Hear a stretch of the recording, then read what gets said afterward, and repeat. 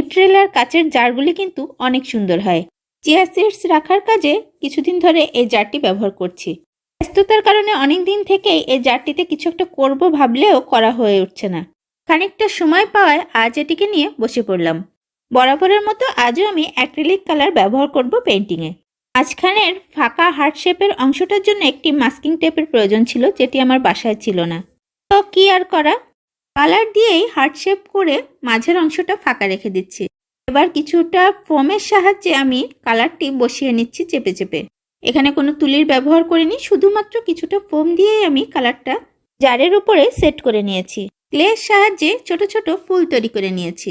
আর painting করার পরিবর্তে এই হার্ট শেপে আমি এই ফুলগুলি একে একে সেট করে নিচ্ছি। প্রথমে হার্টটা এবড়ো থেবড়ো দেখা গেলেও ফুলগুলি সেট করার পরে বেশ সুন্দর লাগছিল, কি বলেন আপনারা?